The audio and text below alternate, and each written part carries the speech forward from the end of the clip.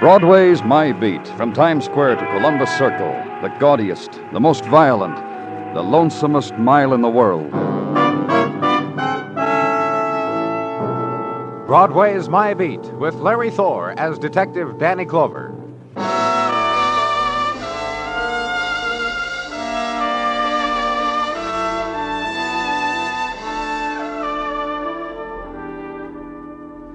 A nighttime of May books passage through Broadway, and crowd stands on banks of pavement, waving it through the neon shoals. And the ports of call, place where spring dance can be bought for a dime, the current bargain basement rate of exchange. Or moon-drenched beach of the spectacular, on which a girl sways and miraculously spells out the word aloha in twisted tubes of light. Or place of muted trumpet and quick fingers on a bongo beating out tropic messages. And another place where a woman sits trembling alone in a booth, turns her nighttime face to the man who touches her shoulder. Nighttime of May, journey into nowhere.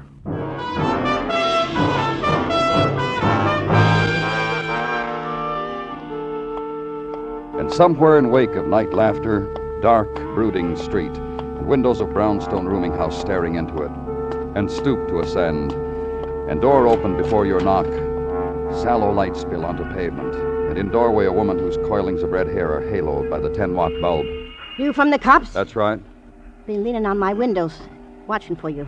First time in my life I ever waited a cop should come to me. Was it you who called? Me, Gwen Victor. Oh, you said that... What I said on the telephone don't hold a candle to the earful you're going to get. You want to come in now? Wait a minute. Huh? I want you to look at something. What? My face. Don't move a minute. I'll hold it up to the light for you. Now, you see him? What? You don't recognize, huh? You don't recognize where a lady's been crying tears and the marks they leave in her powder base. I didn't repowder especially so you could see where I've been crying. See? Those 2 rows. Well, that girl you told us about on the phone, the girl who was hurt? That poor thing. That poor little hurt thing. To fall at my feet like a wounded dove. Look, take me to her. We're wasting nothing, mister. You gotta be filled in, don't you? I know you, misters. You gotta be filled in. Then you'll take me to the girl, huh? Then I'll take you to the girl. Because right now, from her and her condition, you'll get nothing. Just from me. All right, Miss Victor, you tell me. I'm a lady who's got a big heart inside her. I want you to understand that. Then you'll understand why it's happening like this. Well, go on. I got a very big heart. It's one of the reasons I sit out on the stoop nights, in case my roomers want to gab a little in the fresh night air, in case they need advice on certain matters or the loan of a kind word. About the girl. It's what I'm coming to. Oh, the poor girl. Tonight I sit on the steps. My roomers have drifted to wherever. I'm alone by myself on the stoop. A car rolls down the street, lets a girl out. Whoosh! The car rolls on. The girl walks toward me, staggering like from the bottle. Flop! She falls at my feet. I lean over her. Honey, baby, I say to her. Honey, baby. She whimpers to me. Help me, help me. I see she's been knifed. I yell for Doc. Doc! Doc? Doc Roundtree, my oldest roomer. I yell for Doc. We lift and carry the hurt honey girl into a vacancy I happen to have at the present. Now you'll take me to her. Just so you'd understand about me and Doc. Now, come on. How is she, Doc? How's our honey girl? She's sleeping, Gwen. She's dying. Ah, you poor baby. You poor sweet baby. Gwen. Huh? Oh, him. Don't worry about him, Doc. He's fine. Best of health. He's from the police. He came for our wounded bird. Good night. Come back here, Doc. Now, look, mister. Look, all I did was try to help her pain a little. I didn't do anything unethical. I didn't even try to wash the wound. I just held her hand, tried to make it easy for her. Doc's trying to tell you he ain't practiced in 12 years because Doc ain't supposed to. I did nothing unethical. A man has to be kind. The only way that's left to him. A dying girl and a fifth of bourbon had Doc that way, huh?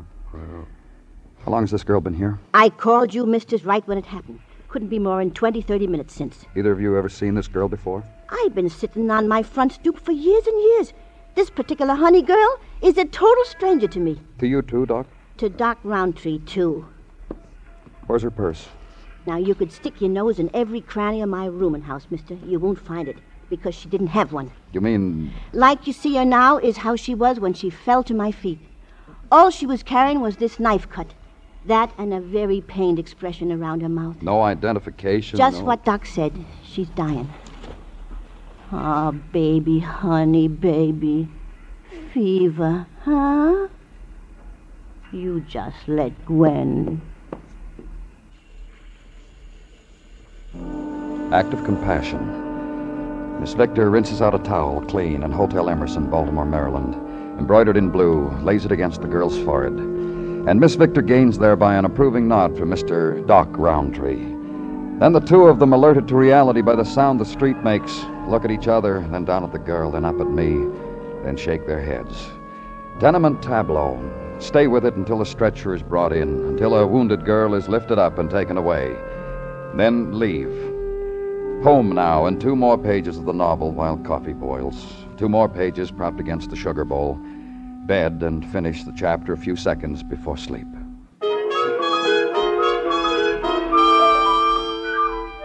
Next day. Look at it through the window, yawn at it, make silent comment about it. And all the day does back at you is get later. So get dressed, get with it. Breakfast and headquarters and the entrance upon the arena of life of a gladiator who just happens to be named Tartaglia. Danny, Come on in, Gino. Well, what's in your mind? I bring you this. There is no frigate like a book to bear us lands away. What? I give you a book which I have finished and which gave me great enjoyment, which is now yours so that you can also enjoy.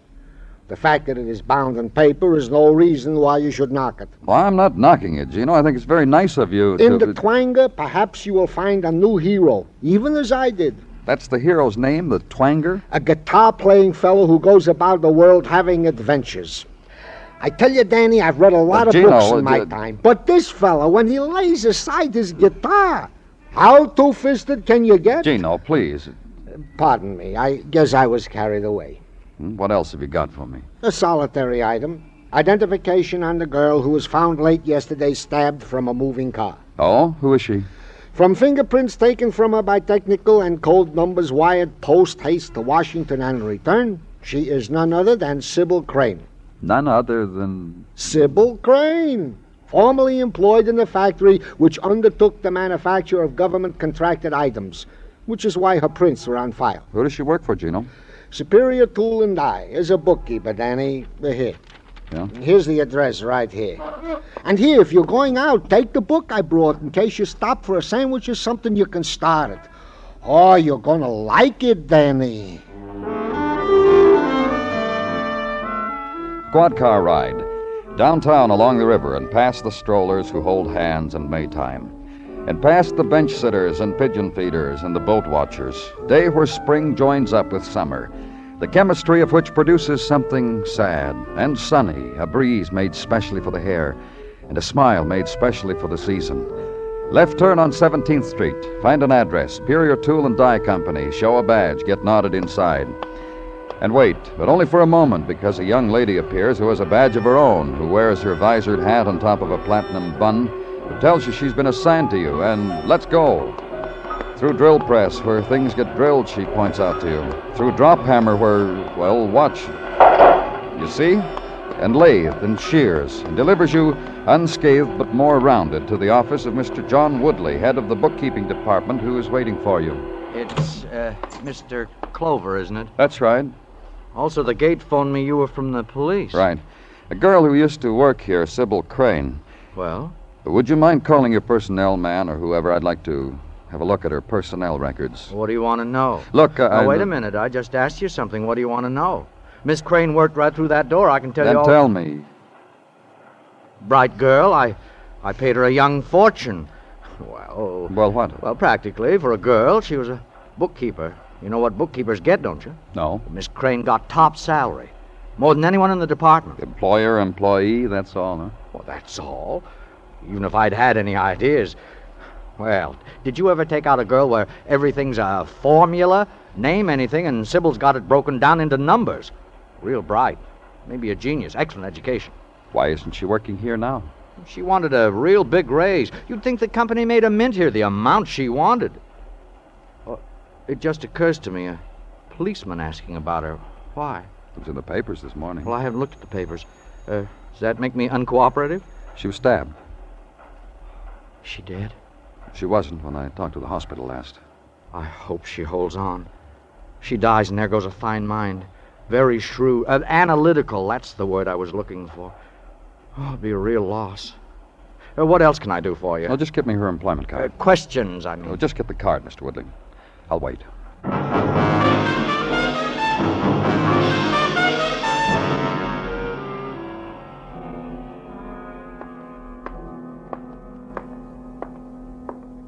Danny? Huh?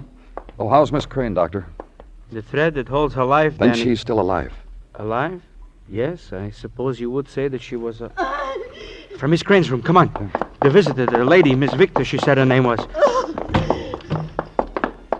Oh, baby.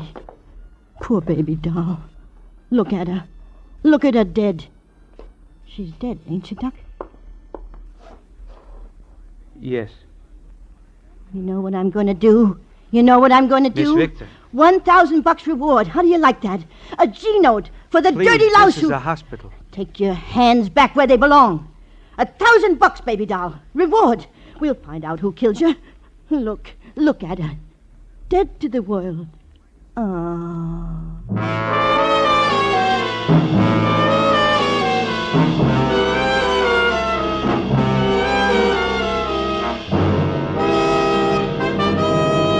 You are listening to Broadway's My Beat, written by Morton Fine and David Friedkin, and starring Larry Thor as Detective Danny Clover.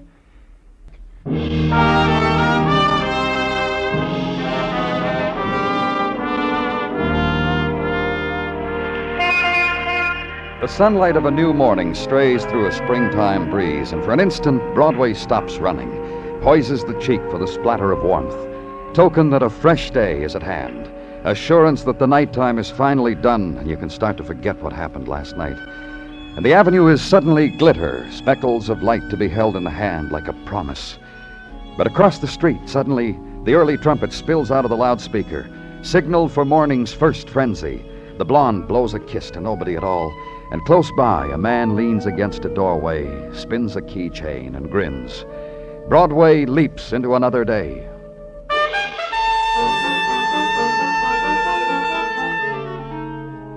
And at headquarters, time for consideration, with tools at hand. Cigarette, warm coffee, glazed donut with most of the glaze missing, and Detective Muggovan, who likes them that way. It's funny. At home, I can't eat breakfast. I get here to work, 4 donuts, no trouble at all. You mind if I tell you look it? Yeah, I know. I'm going to have to start taking off the weight. Dennison checking on the background of Sybil Crane? That Dennison's a good boy. Thanks so much for the information, Muggovan. I've been wondering for the last 9 days what kind of boy Dennison... Yeah, he's checking. Mind if I ask you something? Why should I mind? Have you checked with Dennison to see whether he's found out anything for me? He hasn't found out a thing. Nothing we don't already know. Thanks. Better employment record on your desk? Mm-hmm. See it? Thanks. If Sybil Crane didn't lie when she was filling this out, she's a real brain, huh? That's funny. What? She left Woodley's employ a year ago, and what she did after that, like she vanished. Now get it. Don't bother. Danny Clover speaking. You the man with the reward? What? In this morning's paper, $1,000 for information Who leading is to... this? I'm Mary Dixon. I have information concerning, what the papers say about Sybil Crane. Where this information will lead to depends entirely upon how... Where can I find you, Miss Dixon? I am presently employed as 22nd floor maid of the Moral Arms Hotel. When may I expect you? About 10 minutes. Make it a half hour, Mr. Clover. Then I'll be on the roof having my lunch. The 3rd redwood chair from the chimney. In a half hour, Miss Dixon.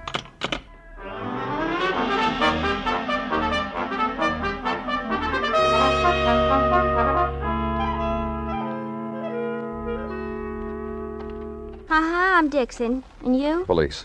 Uh-huh. Well, a little while ago, you... Yeah, I did. You know, there's never been a time in my life I wanted $1,000 as much as I do right now. In this weather, what a woman could do with $1,000. All right. Sybil Crane's murder. Let's start with that. She used to live here in this hotel. Corner suite, 15th floor. I was working 15. It's how I got to know her. You'll tell me how, won't you, Miss Dixon? Uh-huh, I will.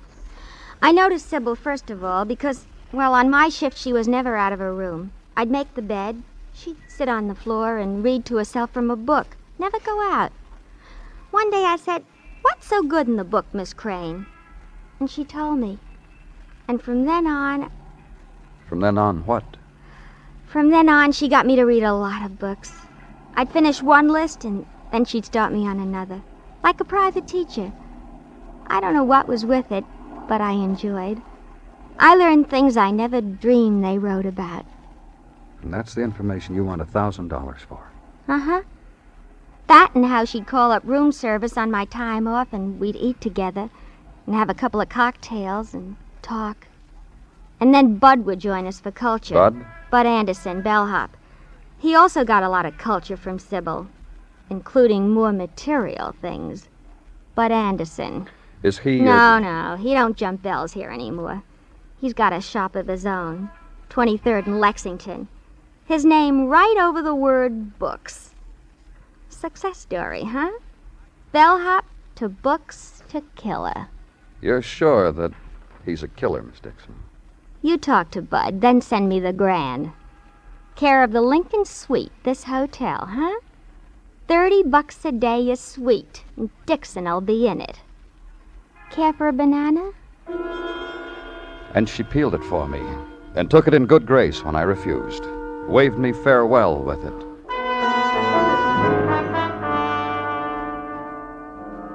Lexington Avenue now, and bookstore. Anderson over the word books, which was over the legend, new, used, and rare. And inside, the zones of silence which follow around the browsers given to the mood literary. And to be noted, the round lady under the section marked Metaphysics, peering close at titles. Also the young boy searching knowledge in the large dictionary. Also the man in the back speaking into the phone. All the information you could possibly want about the child is in this volume. Yes, step by step. Yes, that's the one, the book recommended by Dr. Douglas. Yes, that's right here in the table of contents. Of course, I'll send it right out to you. Thank you. Now, sir, what can I do for you? Your name, Bud Anderson? Just browse around. Police. Oh. It's about Sybil Crane. And? A friend of yours, wasn't she? And? Mind if I make a suggestion, Bud? Uh-huh.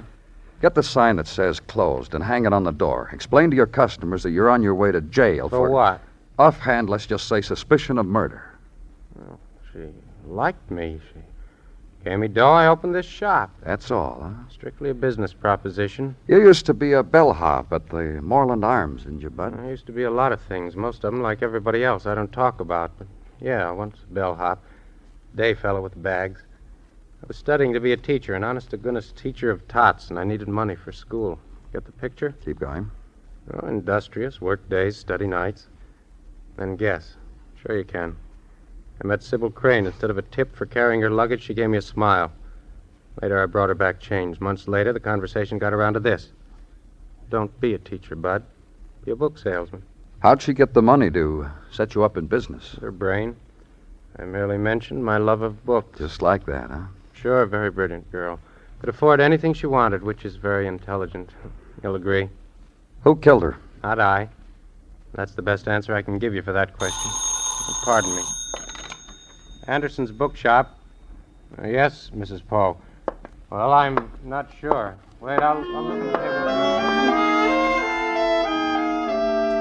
And leave him, and in Store Arcade past the eager, fleet-fingered probing of an old man through bookstall of stained and ancient books. Solution to the swift loss of another May Day, perhaps to be found in the rack marked textbooks, used, mathematics. And into street now, and walk with May problem for policemen. A girl flung from a car into nighttime of Tenement Street. Girl picked up kindly, carried to vacancy in a rooming house. Girl called for, carried to another room where her dying became official. Murder of Sybil Crane. Problem. Walk with it. And it becomes a cube pile of police headquarters, and it becomes tangents of sunlight splintering off dark cylinder of corridor. And something else. Why, you miserable, dirty, useless old stray dog! You think I'd let you near me? Huh! Not with a 10-foot push broom. You booze hound! No good stray booze hound! You think I'd let you... Why, good afternoon there, Mr. Clover. Yeah, come on in and enjoy the afternoon, Danny. What goes on here, Muggavan? It's just that the doc here and me have come to the point of me kissing him off, Mr. Clover. Doc and me... You're fat, that's what you are, Gwen. And that fancy red hair you're wearing is nothing but a dirty old lie. Enjoying yourself, Muggavan? Yeah. My office. You think I deserve a piece of what's making you feel so good? Oh, sure you do, Danny. A little while ago, there was a riot call. It seems Miss Victor here and Doc Roundtree here got to tapping each other with empty gin bottles. We didn't need you, gentlemen. The doctor and I could have settled it quite peacefully. It was just that Fancy, hoity-toity, listen to her. Gentlemen, quite peacefully, the doctor and I. All that money oil your tongue, Gwen?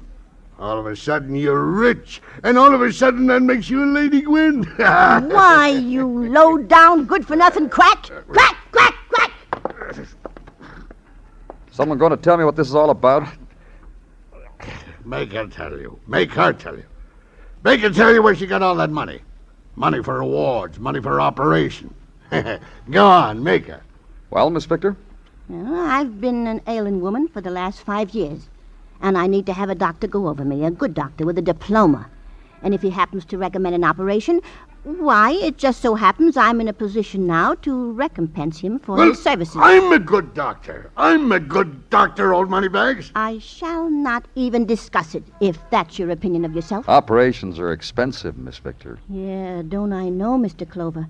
I've been putting a little aside for mine for 5 years. Liar! Liar! Tell him how you got the money. Crack! Crack! Crack! I'll tell you where she got it. That dying girl, that Miss Crane. Gwen was at her all day to whisper her name to her, and she did. And Gwen here... All the fuss. I just happened to mention to Mr. Woodley down at the Superior Tool and Die place, I just mentioned it to him, that poor girl said his name before she died, and he... He what? He what, Miss Victor? Why, he just turned his back to me and from somewhere pulled out a fistful of money and shoved it right Have them locked into up, my... Muggavan, then meet me downstairs. Oh, Doc. Now look what you went and done. Gwen, dearie, I didn't mean it. Get with it, Muggavan.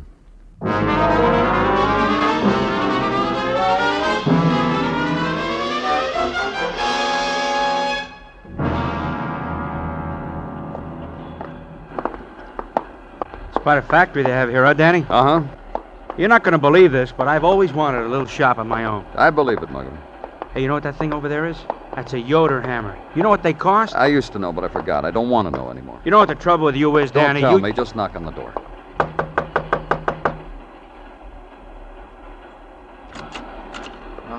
Oh, hello, Clover. They phoned me from up front you were on your way. Well, what are you doing here? I brought a friend around I want you to meet. Mr. Woodley, Detective Muggavan. Hi. Come on in. Now, better? Less noise? You can concentrate easier? What do you want? The factory makes you irritable, huh? Look, I'm busy. Yeah. How much money did you pay off to Gwen Victor, Mr. Woodley? Who? A dame who whispered a name to you. I'm supposed to have an idea what you're talking about? A real good one. We'll just add the word blackmail, and you can take it from there. Blackmail? Why should I pay anybody blackmail? That's a good question. We'll take them one at a time. First, Gwen Victor paid her blackmail because she walked in here and said she knew a dying girl. Dying girl named Sybil Crane. Gwen found the girl with a knife wound, knew she was dying, took her home, sat with her for a day until she mentioned a name. Yours. We got a nice place here. You notice that case of fittings near the drill press? Now the question arises, relation between you and Sybil. You'd be surprised how much those fittings cost per each. Danny. Hmm? Now, there was quite a girl. Wasn't she quite a girl, Woodley? Well, and how much profit there is in those fittings, and how many ways a bookkeeper can split that profit and still come out tidy. I can show you with pencil and paper. You're not paying attention, Woodley. I heard every word you say. And I want to tell you something. Well, go ahead. I gave Gwen Victor part of the bookkeeping profits. Well, what kind of a fellow would you think of me if I wouldn't offer you the same arrangement? Forget it, Woodley. More. You'd be surprised the number you could ask for before I'd say ouch. Sybil made you say ouch, didn't she? That's why you got rid of her. Just a nothing-type girl, fellas. Not the way we heard it. Smart girl. Very. Especially with figures. Adding, subtracting, dividing. Nothing type. She was living in a $30 a day suite, Woodley. Gave people money to go into business. And she didn't have a job. What'd she have on you, Woodley? Why were you paying off? Look, why don't you guys talk sense? All right, get off it, Buster. You're all through buying people. Why were you paying off? I liked her. I gave her little bonuses from time to time. Let me tell you what's going to happen now, Woodley. Right now, right at this second, one of our men is going from bank to bank. He's going to find out where Sybil kept her money. He's going to find out how much she had, how often she made deposits. The company's got a few nice contracts. Choice, cost plus. You've been stealing. Let me tell it, will you? I'm sorry. She helped. She showed me a way of juggling would knock your eye out, set up a system of books for me, and quit. And you had to keep paying her. 10 times her salary each week. She wanted more, so you killed her, huh? 10 times the salary. You know what it comes to? Half for you, half for him. Know how you could live? Danny, Uh-huh. isn't he spunky? Yes, he is. He'll go far.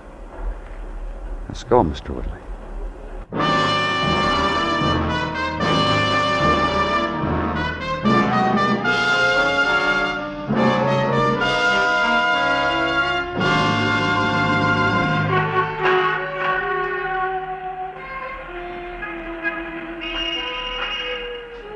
Twilight touches Broadway now. It's quitting time. The subway hour of tired faces. Blue plate special time. But soon will be the instant when a man will dart from a doorway, beckon over his shoulder to another. Then mob will gather and scream its heart out at the night. It's Broadway, the gaudiest, the most violent, the lonesomest mile in the world. Broadway. My beat.